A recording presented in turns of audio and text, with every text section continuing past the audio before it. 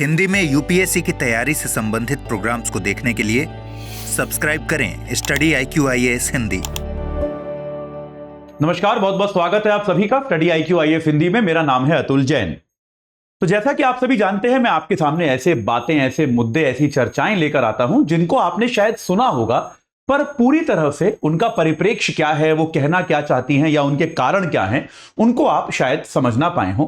तो ऐसा ही एक मुद्दा, ऐसी ही एक चर्चा मैं आपके सामने लेकर आया हूं। छोटी सी है, 10-15 मिनट की केवल चर्चा होगी, जहां पर मैं आपको यह बताने की कोशिश करूंगा कि आजकल ये एक चर्चा चल रही है बार बार हाँ, कि आजकल एक चर्चा चल रही है बार बार कि यार, ये दुनिया भर की जो अर्थव्यवस्थाएं हैं, ये एक प्रकार के रिसेशन में जा रही हैं या फिर दुनिया में एक आर्थिक मंदी का दौर आ रहा है।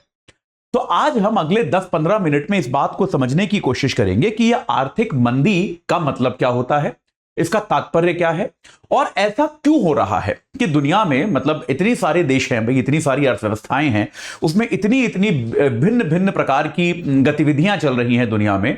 तो ऐसी क्या परिस्थितियां बनी हैं जिनके कारण पूरी दुनिया में आर्थिक मंदी आने की आशंका हमको लगती है, और क्या इस मंदी का भारत पर प्रभाव पड़ेगा? क्योंकि हम देखते हैं भारत की तो वृद्धि दर ठीक ठाक है। हम हमेशा देखते हैं भारत की भाई अर्थव्यवस्था को हम देखते हैं तो हमको लगता है कि हमारी तो ग्रोथ रेट अच्छी खासी है, हमें तो कोई ऐसी दिक्कत नहीं दिख रही भारत की अर्थव्यवस्था में।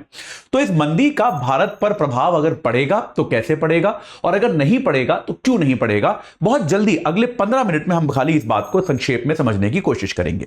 तो चर्चा को शुरू करने के पहले मैं आपको बता दूं सबसे पहले कि हमारा P2I बैच जो है वो 9 तारीख तक, उसमें आप एडमिशन ले सकते हैं, याद रखिएगा। लेकिन 4 तारीख को बैच शुरू हो गया है, ऐसा नहीं है कि बैच शुरू नहीं हुआ है। तो आप आज भी AJ लाइव कोड लगा के 24,999 रुपए में इससे जुड़ सकते हैं। P2I है, प्रीलिम्स मेंस इंटरव्यू सबकी तैयारी आपको कराएगा, आप जानते हैं इस बात को। प्रारंभिक, मुख्य और आपका साक्षात्कार, तीनों स्तरों की तैयारी आपको कराता है। जो हमारे बच्चे 2025, 2026 और 2027 में परीक्षा देने वाले हैं, वो इस बैच से जुड़ सकते हैं। AJ लाइव कोड है, 24,999 में आपको मिल जाएगा। रोज 3 घंटे का लेक्चर मिलेगा, आपको नोट्स मिलेंगे, आपको माफ कीजिएगा मेंटोरशिप मिलेगी, आपको इसमें डेली प्रैक्टिस क्वेश्चंस मिलेंगे और आपको इसमें टेस्ट सीरीज मिलेगी। और अगर आप प्री क्वालिफाई करते हैं तो मेंस के लिए आपको हम दिल्ली बुलाएंगे, अपने कैंपस में रखेंगे। आपका रहना, खाना, पढ़ना सब इसी फीस के अंतर्गत होगा, आपसे कोई अतिरिक्त शुल्क नहीं लिया जाएगा। तो आज ही आप इस कोर्स से जुड़ सकते हैं AJ लाइव कोड लगाकर। चलिए अब एक बार बहुत संक्षेप में, एकदम जल्दी से, एकदम सरल शब्दों में समझने की कोशिश करते हैं कि यार मंदी क्या होती है। देखो, मेरे ख्याल से इसमें तो कोई खास समस्या है नहीं। मंदी मतलब जब आपकी आर्थिक ग्रोथ जो है, जब आपकी आर्थिक वृद्धि नकारात्मक हो। बहुत ही सीधी सीधी बात है, जब आपकी आर्थिक वृद्धि जो है वो नकारात्मक हो जाए। जैसे मान लीजिए पिछले साल अगर आपका जीडीपी, उदाहरण के लिए बता रहा हूं, मान लीजिए पिछले साल आपका जीडीपी जो था वो 1,000 रुपए था। अब इस साल आपका जीडीपी घट के 990 रुपए हो जाए, तो यह क्या कहलाता है? यह कहलाता है आर्थिक मंदी। ठीक है जी, यह स्पष्ट हुआ। आर्थिक मंदी की परिभाषा यही होती है कि आपके यहां जो अर्थव्यवस्था का आकार है, जीडीपी क्या होता है, एक वर्ष में आपकी अर्थव्यवस्था कितनी वस्तुओं और सेवाओं का उत्पादन करती है। तो भाई आमतौर पे यह माना जाता है कि भाई जितना उत्पादन आपने पिछले साल किया था उससे आप इस साल ज्यादा करोगे। तो विकासशील देशों में हम इस बात को लेकर बड़े बुलिश होते हैं, बड़े तत्पर होते हैं कि हमारी विकास दर बहुत तेज हो।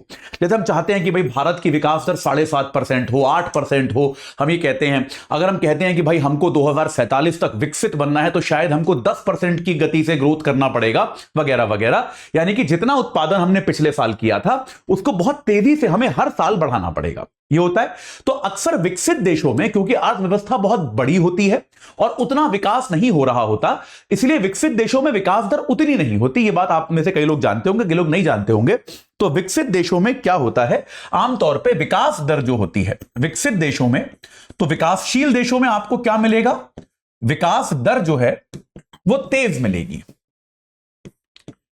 वो तेज मिलेगी। और विकसित देश जो हैं वो आपको क्या मिलेंगे? हमेशा उनमें आपको विकास दर अक्सर थोड़ी सी धीमी मिलेगी, मतलब धीमी आपको विकास दर जो है देखने को मिल सकती है। यह एक सामान्य प्रक्रिया है, इसमें कोई अनोखी बात नहीं है। तो अब इसमें क्या है कि अगर मान लीजिए भारत में विकास दर 7% है, 7.5% है, यूएस में 2.5% है, 3% है, तो इसमें कोई अनोखी बात नहीं है, क्योंकि यूएस का जीडीपी भारत के जीडीपी से बहुत बड़ा है। लेकिन यहां पर क्या होता है, अब जैसे कभी कभी कोई आर्थिक समस्या आती है तो आपकी विकास की गति धीमी हो जाती है। जैसे मान लीजिए आपकी विकास दर पिछले साल 7% थी, इस साल आपके विकास की दर जो है वो 4% रह गई, लेकिन तब भी विकास हो रहा है, यानी कि पिछले साल जितना जीडीपी था उससे 4% इस साल ज्यादा होगा। बस यह है कि विकास की दर धीमी हो गई, तो इसको हम रिसेशन या फिर मंदी नहीं कहते। याद रखिएगा, मंदी का मतलब यह है कि अगर पिछले साल जीडीपी 1000 रुपए था तो इस साल वो 990 रुपए रह जाए, यानी कि जीडीपी पिछले साल से कम हो जाए, तब वो रिसेशन कहलाता है।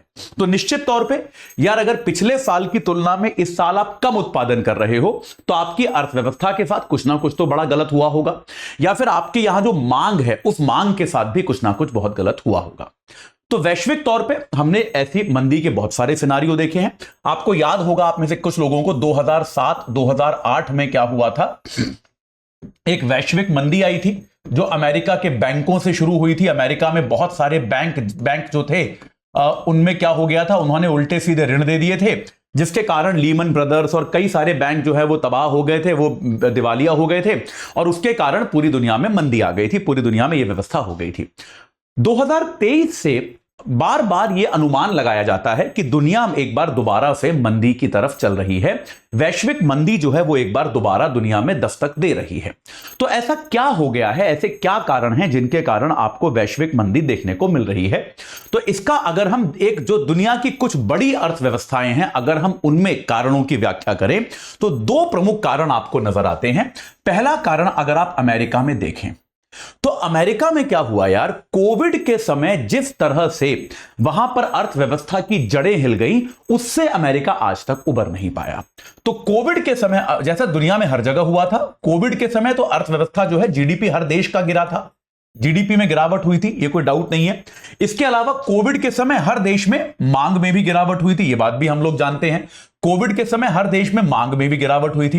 भाई आपने भी अपने जीवन में देखा होगा ना, जितनी वस्तुएं आप सामान्य तौर पे खरीदते थे, कोविड में उतनी नहीं खरीद पा रहे थे, क्योंकि दुकानें ही नहीं खुली थी यार, सब कुछ दुकान बंद था, बाजार बंद था, खरीदोगे कहां से, है कि नहीं?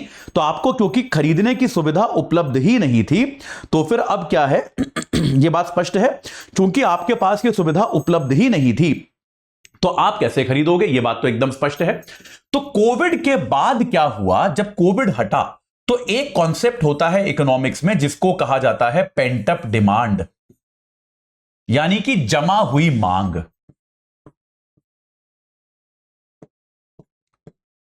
तो पेंट अप डिमांड का कॉन्सेप्ट क्या होता है कि भैया आपके यहां एक जो मांग की व्यवस्था है, वो मांग आपके यहां बढ़ जाती है और वो इतनी बेतहाशा बढ़ जाती है, इतनी अधिक बढ़ जाती है कि उसके बाद क्या होता है, आपके यहां लोग चीजें खरीदते ही जाते हैं, खरीदते ही जाते हैं।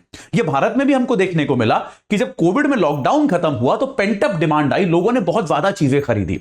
लेकिन अमेरिका में ये पेंट अप डिमांड से जो खरीदने की व्यवस्था बनी, ये अभी तक खत्म ही नहीं हुई है। इसके कारण क्या हो गया है, अमेरिका में अत्यधिक मांग है, जिसके कारण अमेरिका में मुद्रास्फीति जो है वो अपने चरम पे चली गई है। अमेरिका में मुद्रास्फीति जो है अपने चरम पे चली गई है। और अमेरिका का जो, जैसे भारत में रिजर्व बैंक ऑफ इंडिया होता है, ऐसे ही अमेरिका में फेड होता है। तो अमेरिका जो अमेरिकन फेड जो है वो इस समय वहां पर ब्याज दर बढ़ाता ही जा रहा है। अमेरिका में आमतौर पे जो ऋण की ब्याज दर बहुत कम होती है, लेकिन ब्याज दर बढ़ती जा रही है, बढ़ती जा रही है। और कई जानकार तो यहां तक कहते हैं कि जब तक 4.75% तक नहीं पहुंचेगी, यह ब्याज दर बढ़ती ही जाएगी।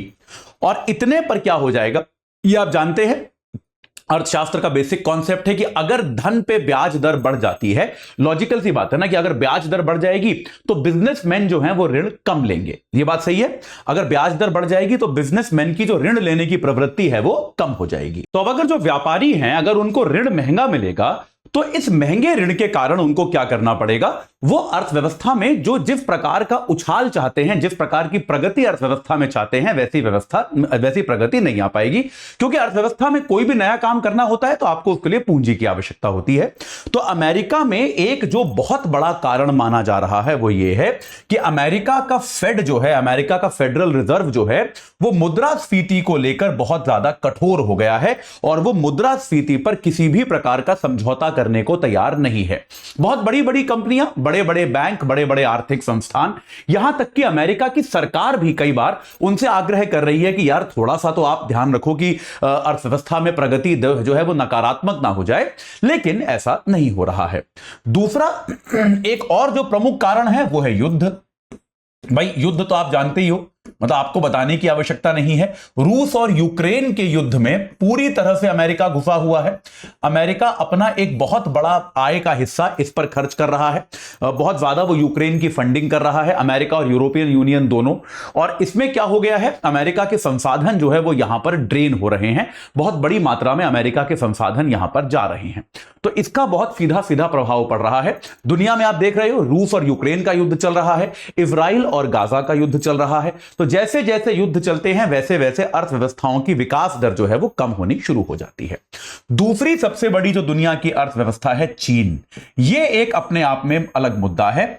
चीन जो है वो जैसे हमेशा क्या रहा है, एक विकास का सिंबल रहा है कि अर्थव्यवस्थाएं खराब होती रहें तो अच्छी होती हैं, लेकिन चीन की आर्थिक प्रगति हमेशा उच्च रही है। लेकिन अब एक ऐसा समय आ गया है पिछले 1.5-2 साल से कि चीन की अर्थव्यवस्था भी बुरी तरह से स्ट्रगल कर रही है। अगर आप चीन की अर्थव्यवस्था को देखेंगे तो आपको क्या मिलेगा, सबसे पहले तो एक चीज बहुत ही स्पष्ट है, चीन में एक बहुत बड़ा संकट हो गया है जो है रियल एस्टेट का संकट।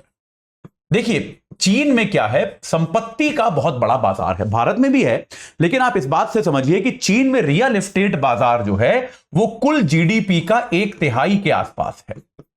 जीडीपी का लगभग 1/3 जो है वो रियल एस्टेट से आता है, वो संपत्ति से आता है।